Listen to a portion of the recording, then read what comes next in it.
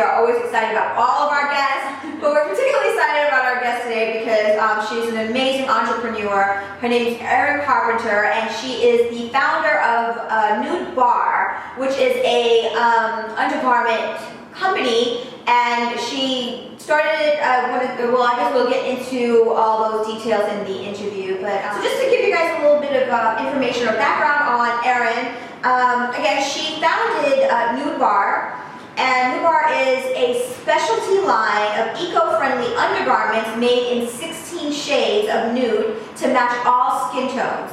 Yes, 16 shades of nude. It's durable enough for active women and stylish enough for everyday fashion.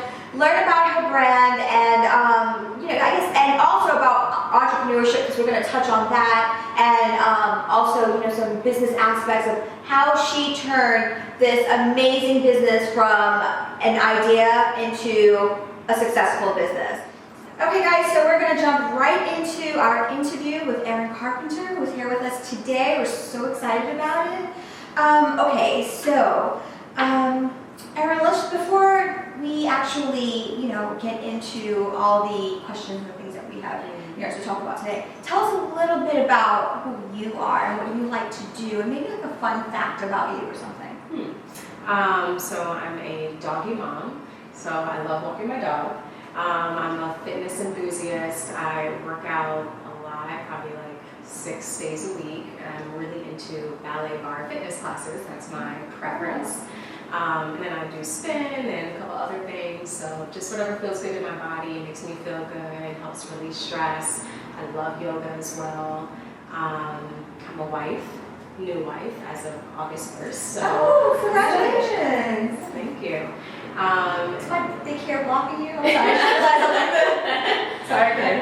And I'm an entrepreneur. I love coming up with new ideas and creative things that maybe aren't on the market, but how can we add it to the market? How can we make it affordable for a consumer, and why isn't it on the market? Those are kind of like the thoughts that go through my head on a daily basis. So I'm a creative person, I'm an artsy person. I'm, like I said, an animal lover, fitness enthusiast, and I love fashion and all girl things. Yeah, awesome. So it all kind of ties into your business, like actually. So for our listeners who don't know, your business is called Nude Barre, and can you just tell us what it is you guys do? It's a really cool concept. So Nude Barre is an eco-friendly line of skin-toned undergarments. So there's 16 different shades to truly match your skin, from really fair skin to really, really dark skin, so the entire spectrum. And basically the origin of the brand was, I was a dancer, professional and pre-professional, and every time I would go to a job or I would, join a new company, I was always asked to bring nude tights, panties, bras, various undergarments, but this doesn't exist on the market. So, pretty much the option was to dye it myself, any dye you can get from Dwayne Reed, or you can go a little more custom with a dye service, etc. Or if I was really lucky, a costume designer would dye them for us if we had a really good budget, which usually was not the case. So anyway, I would this was always like an issue in my dance career, my acting and modeling career. And I started asking over the years other artists, are you having the same issue too? And not just brown women or women of color, but even fair-skinned women or white women as well. And they were like, yeah, the nude, the one color or two colors that's on the market doesn't match me, and it's really annoying, or I end up having to pay money to buy the product and then adjust the product to work for me. So that was pretty much how I came up with the idea, and did more surveys to kind of research, well, what makes sense, what colors make sense, based on what's on the market, why is that the only color on the market, why don't we have other options, etc. What's interesting about what you just explained is that because as you're talking, I'm picturing myself the younger me, or even the me now too. First of all, I don't wear stockings a whole lot, hosiery a whole lot. But when I do, I tend, as most of my life, with everything else I do, I tend to stick with the nude blacks. For that very reason, because when I would look for something that would be close to my skin. You know what it would make you look like? Almost like you're, I don't know, this doesn't sound bad, but it's like your grandmother. Because it's so orangey. Oh, it's the orange. You know what I mean? Even if, no matter what shade or whatever they called it, it was always really orangey, or it had some sort of tint of orange, and it just didn't work. It doesn't match the rest of your body Yeah, it's at weird. all. It's weird, so I would rather do like a nude black, or, yeah, that's me venturing out. Well, that's interesting you say that, because as I was selecting the colors, so at the time I was dancing for the Knicks, and we would get free MAC foundation as a part of our contract every year. And so I just kind of went through all the girls. We would hire a diverse group of girls from all ethnicities, and just kind of survey like what colors are the most popular foundations, or what colors look natural, and I based the colors off of actual foundation shades so that it wouldn't look weird or orangey. That's smart. And the colors, they have undertones in them. So just like your makeup foundation, maybe you're more of an olive, or a pinkish undertone, etc. It reflects in the colors in Nude Barre as well. Yeah. Awesome. We have the colors here. Do you want to talk about that quickly? So these are all the colors, all 16? Yes, 16. Awesome. Yes, and they all have cool names that you were talking about earlier. We discovered the ion. I think we said brown sugar. Brown sugar. Yes. I know, Cailin was like, she was so psyched about that. That's exciting. So you just That would be my nickname for you, brown sugar. Brown sugar. And you were I don't remember. Irish cream, Oh, was I? Okay. right? Or was it the one before? I think you were I like Irish cream, but I Yes. think I like brown sugar. Like brown sugar has. Yeah, so like you can see like even in the video, like it's all the different colors. The darkest Full one's spectrum. mocha, yeah. So I think this would like really cover a ton of 16 different 16 shades. options, yeah. So the other option is one shade. I think back in the day, yeah, like there were like maybe 3 options. Like you go to Macy's, because that's where I would have gone to have gotten like at least the more durable ones you get from like I would go to Macy's and get that. And I think there's like really, there used to be really like 3 shades to choose from. And like I said, like in trying them, they were just different shades of orange. There were different variations of orange, and it really didn't match your tone at all. And so I preferred nude blacks. But So you said like your whole experience kind of played into the idea to create it, and you said you were previously a dancer. So you can tell us a little bit more about your dancing experience and how it really all ties yes, I think together. they're all about that. Definitely. So I went to college here in New York City. I went to Marymount Manhattan College, and I was a ballet major there, and then I also minored in business management. So I knew I probably wanted to start a business. I just wasn't sure what it would be in at the time. So yeah, I mean that whole part of my life, dancing every day, doing ballet. The program there is pretty diverse, so we do tap, modern dance, various styles of modern dance, in addition to pointe, ballet, and then we would perform pretty much every season or every semester. So after that, obviously we audition and you try to get a job, and you're a starving artist, as they say it. So right when I got out of school, I signed with an agency, a talent agency for acting, dance, and etc. So I auditioned for companies, and I kind of knew, like, man, the lifestyle is hard. Like, you're not making that much money per week, per month, and I was really interested in this entrepreneur journey. And like I said, I had kind of been, the wheels had been turning about the nude dilemma that I was having since I was like 10 years old, up until this point where I'm in my 20s at that time. So later on, I started booking commercials, American Airlines, Verizon, to Nivea, all these different commercials. Most of them, the ones you see people dancing in, those were the types of commercials I would typically do. And then also like print ads and things like that. Also around that same time, I started dancing for the Knicks. I was with them for 2 seasons, 2 years, 2-year contract. And I mean, it's just a lot. So my day was pretty hectic, where I would go on a casting, maybe 4 hours of my day, and then run to rehearsal, and then run to a game, and then you had to do it all over. Constant work. Yeah, and then I had to find time to exercise and eat, and all that kind of stuff. Yeah. So that was also like a major point in the business, where I was like asking the girls, like, what are you wearing? What brands are you wearing? What do you like? like? What don't you like about these brands? Kind of collecting all my data to So wait, develop the you products. were kind of developing this from your school days, Yeah. basically. Mhm. Okay, Yeah. okay. And I mean, I wasn't sure when I would start the business. At first I said, well, maybe I'll do it when I'm like 35, right? Like, we were kind of saying this earlier, as women, we're like, I'll wait till later, you know, when I kind of live my life. Yeah. But it's interesting, I was talking to my dad about it. He's not an entrepreneur, but he's really inspired by entrepreneurs. And he said, you know what, you have a great idea, and maybe you don't know all the information now, you don't have all the data now, but that's what R&D is about, you know, your research and development. You're gonna learn, you're gonna figure it out, you should just start the business now. And so I said, okay, and just started from there. Wow, Yeah. smart man. Can we I just want to take a step back a little bit.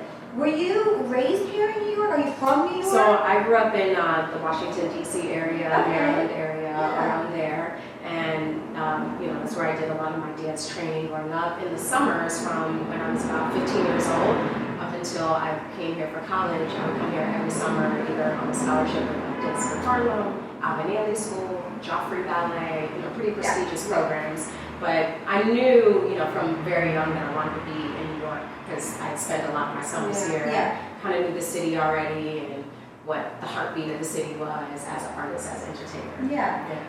Cool. So we're interested in the process of, you know, Nude Barre, and like, so you gave us the beginnings, so we understand how the concept came about. We know where you were really from inception, from college, you know, kind of conceptualizing this whole thing. So tell us, okay, how did you now take this concept and turn it into a reality, into a working business? So at that point when my dad suggested, you know, start the business, I'm like, man, the biggest piece of the puzzle is the manufacturing. How am I going to make this product? So I started just kind of, I mean, I feel like God was putting people in my life to guide me. And so, you know, I would meet people and then I would find out, oh, they manufacture products too.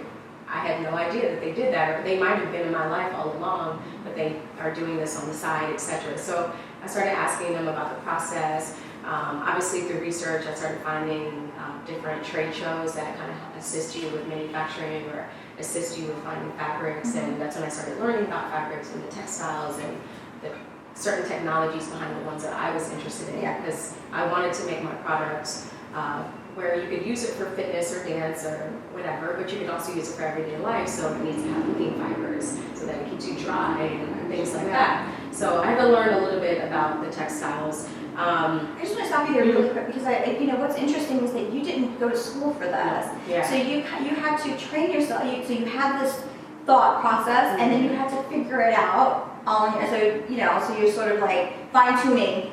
I guess you know this idea that you're trying to bring into fruition. Definitely. Yeah. So my first factory that I found was in China, which was a little nerve-wracking because I'm like, I'm not sure if I'm gonna go visit these people. And but they sent me amazing samples. I mean, it took a while to really get the sample that I wanted, and I gained trust with them, and things started moving smoothly. They did the first batch of colors. The first batch of colors came out awesome. It's mainly just the product, like the durability, the little details that I was looking for that we had to adjust. And the first batch worked out amazing. It shipped on time, and we didn't have any crazy delays or anything.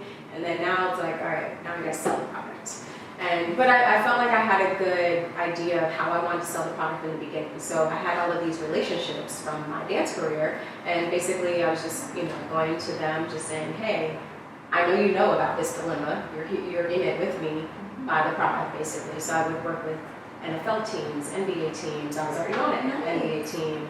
So, kind of helped me just kind of get it off the ground, again, collect more data. What do you like about this product? What do you not like about it? How can I change it? How can I make it better? Also adjusting the pricing. Yeah. How many times did you have to, go back to the drawing board? Just, because you said you had to fine tune it. You had to, I guess based on what people were saying, you had to, kind of make adjustments. Like, how many times did you have to do that before you said, okay, we kind of we figured it out. We have the final product? Honestly, I feel like I'm still fine-tuning it. Yeah, because every year we launch a new product, and then it's still the same process over and over again. Yeah. Where, I'm asking the customers and the celebrities that wear it, to give me feedback on the product. And then we have different types of customers that are buying that have different needs. So, for example, my everyday woman, one of my customers, I ran into her last week, and she says, "Oh, my tights I've had for 4 years are still in great condition." But then that is not the same for the dancer who's like sliding around the floor. So just trying to figure out, how to balance that out for the two different customers is, a thing that's just something I'm always working on. So there's always changes and adjustments, nothing major, but just little things that fine tuning. Yeah, you have to know to like the wear and tear. You see people wearing them for a while to see how they react and stuff. But I think it was cool that you're actually in the market that you're trying to sell it to. So it all kind of works out. And I know this is completely different than you used to have a matchmaking company. So you kind of had business experience already, but was that before? Kind of around the same time, both in the early stages. So kind of while I was doing my R&D and my research, then on the other parts of my day, then we would do matchmaking. So I had a partner in this business, and mostly what we were doing, not specifically matching one person to another person, but sitting with a guy and saying, okay, what's your dream girl? Usually this is a guy that's kind of introverted. He may be a little bit awkward around the woman that he really wants to be with. So giving him the social skills so that he can talk, and this is before online dating. So now, I don't know how well the business would apply to the world we live in, but at the time, people are trying to meet people on the street, they're trying to meet people at a bar or a restaurant, and then how does this guy who's a little antisocial or an introvert, who on paper he's amazing, right? He has a great job, whatever income bracket he may be in, this woman may want that as well. How do we get them together? How do we get her to like him, etc.? So that's what we were. What is that? It sounds so intriguing. It would be a fun thing. So it was a lot of fun. It's interesting because you get to see people in a very vulnerable place. They have to really get comfortable with you to tell you what it is that makes them nervous around a woman. And most guys don't want to share that kind of information. But we got really great results with the guys. We had guys that went on to marry women or be in long relationships with women. So, I feel like we had really good success. Yeah. A way to improve the world, I feel. Another way, anyway. So I think that's even a theme of mine as an entrepreneur. I like to do things that are in a way life-changing or, that can help you. So, for me, at least with Nude Barre, it was always an issue or a dilemma to be in undergarments that were uncomfortable or didn't match, or that I didn't feel my best on stage or on camera, etc. And having a product like this just made me feel that much more confident and beautiful and etc. Right? So I can totally see that. So you didn't have to, because you said that you would kind of creating these two things simultaneously, right? Yeah. So was there sort of a transition that you had to go through, or maybe there wasn't, because they're two very, although they kind of have similar goals in terms of, helping others or, achieving something for other people. Right. Different industries. Yeah, the industries are very different. Was there a transition type of thing that you had to go through, I guess, or? Not too much, because a lot of our business was by appointment. So, I could just, when I'm free, I could just schedule to work with this guy, or when I'm not free, I'm working on the other thing, except, so it gave me balance. So there wasn't a lot of transition to one business never too much. Yeah. Okay, so the next series of questions are questions that we ask all of our guests as it applies to our show, we do here. Okay, so I'll start with one of the things that we do here are events. So if you can tell me the best event that you've attended and what made that event stand out to you, or why is it memorable to you? Okay, I'm gonna be cliche. I'm gonna have to say my wedding day. Sorry. One, because I planned most of it. Well, my husband did a lot of planning too, but it was a big event. It was a lot to plan. I mean, I think I looked my best. I had the best time. Was it here in New York? It was in New York, in Long Island, Okay. and had a lot of people. You know, Aww. food was great. So, and it was, you know, just the best day. Just And it a was happy recent, day. And it too. was recent. Yeah. So as of now, that's it. Until I meet Oprah.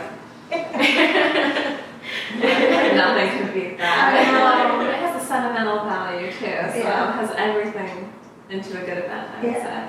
Okay, and then we also have like the jewelry aspect of the business. So do you like 3 jewelry or accessory essentials that you can't leave the house without? I think every woman should own. Definitely, I love an earring. I love unique things. I really love to shop from either small designers or indie designers, just stuff you wouldn't see other people wearing typically.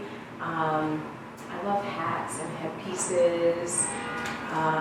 Those are generally items I wear every day. I don't wear a ton of bracelets unless like I'm really drawn to it for whatever reason. And I'm really into like nail art. That's like I call it my accessory, but nail art is like, I feel like it's a great conversation piece. Yes. You could change your nail color daily if you wanted to match your outfit.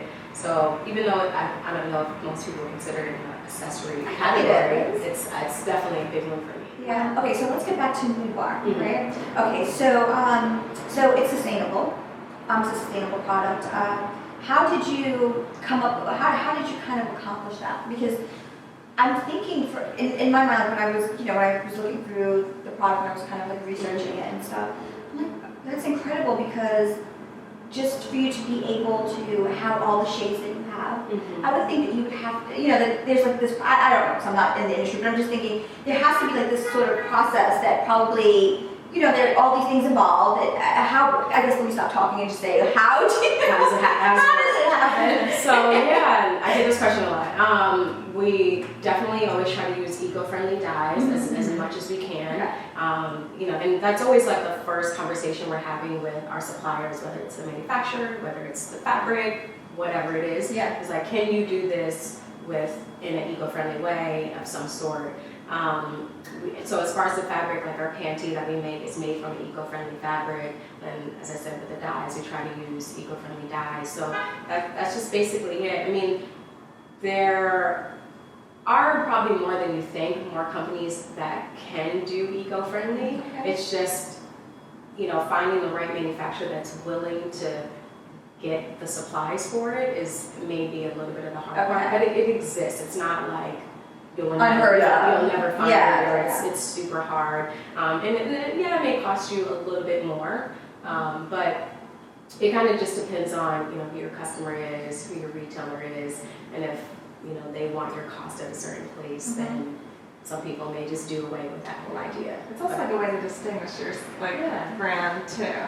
And along those lines of retailers, who carries your product and who's your typical client? And you see it's some celebrity clients as well. So our client, like I said, it's a little mix. So we sell in dance stores, but then we also sell in some small fashion boutiques as well. So it's kind of, a diverse mixture where it could just be you're a girl that is a ballerina that wants to walk into her local dance store, where should we sell to her, and then you're an everyday woman. So a couple of celebrities are Wendy Williams. She's actually been wearing Nude Barre on her show since 2012. That's awesome. Pretty much daily, unless she's wearing pants or something like that. Which is common for her. Yeah, she's a dress girl. Yeah. Laverne Cox is another one of our celebrity wearers. Tyra Banks, Maya, the singer, has worn for a couple of appearances. Star Jones ordered a couple weeks ago. So yeah, and a lot of them actually. So it's interesting. Like Wendy Williams wears them all the time.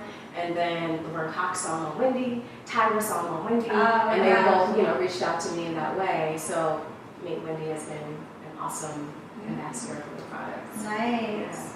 But all the stores are listed on nudebarre.com. A couple of stores in California. There's On Stage Dance store here in New York that actually just ordered yesterday. They've been carrying the product for a couple of years now. Great store, Broth Tenders. It's in the theater district. They also carry Nude Barre. And their store more so caters to, so it's a bra fitting store. Yeah. It's by appointment only. I like the name. Yeah. So you go in and you have to make an appointment. They fit you for a bra. They have hosiery and underwear and other things as well. But they mostly work with costume designers, stylists that want to look for a specific item. Yeah. Yeah. And then, you know, we try to like help other entrepreneurs kind of like get started. A lot of people listening are like from the industry trying to start their own business. So you've had a lot of experience like developing your brand from just like a thought to real life. So do you have any advice for someone else, whatever kind of product they have, trying to create a business? Number one would be, you know, the research. Make sure you have all the information, or as much of it as you can. But, you know, the start is never going to be perfect, right? You'll always think of reasons why you don't want to start, or reasons why you don't know enough, or whatever.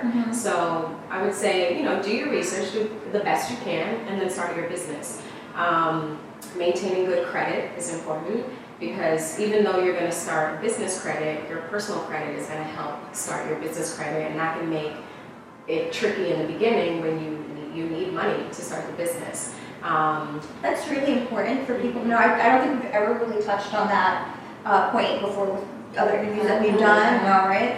I don't think people, especially new entrepreneurs, I don't think they realize that going into it, that your personal credit counts, because that's what they look to in order to support your corporate, your business, basically. Right. Yeah. So, okay. It's like a logical application. Yeah. Not just like follow your dreams. Yeah. You know what I mean? Because I mean, when you fill out for a business credit card, you have to put your Social Security. You do. They're going to check your credit and your EIN, your business. So I mean, you should have clean credit. As I mean, it's hard. A lot of times you get into debt for various reasons.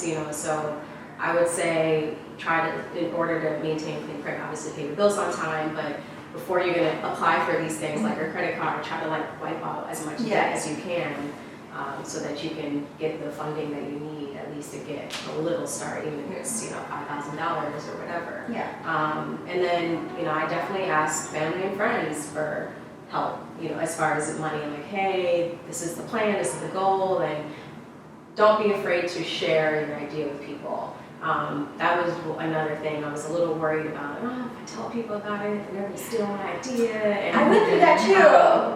That's a big fear as an entrepreneur, and even as I would say it's a bigger issue as an artsy person, because you don't want people knocking your idea. It hurts inside, right? When someone copies what you do. But you know what? If you're good at something and you have a great idea, of course someone's going to copy it, right? Of course someone's going to redo it. So eventually you have to get over that. But don't be afraid to just discuss your idea with people. That's going to give you more data. It's going to give you more information. And if you're needing help, funding, whatever, you have to tell people about it so they can believe in it. You have to sell them on it so they can believe in it. And they can give you whatever amount you may be asking for. Was that a difficult process for you?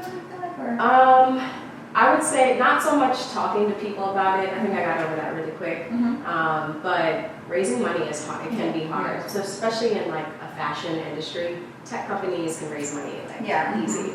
But fashion is a little bit trickier because it's a trendy business. So it's harder to get investors involved, or even a bank to believe that you could pay this loan back in 2 years, 3 years, or whatever. Yeah. Good advice. I like that one. Okay, guys, so we want to give a big thank you to Erin Carpenter for hanging out with us today and chatting it up about her company and all the great things that she's doing. And so remember that you can order swatches on her website, which is www.nudebarre, and it's NUDEBARRE.com. And you can also follow them on social media, both Instagram and Twitter, and her handles are @Nude Barre. And again, it's NUDEBARRE.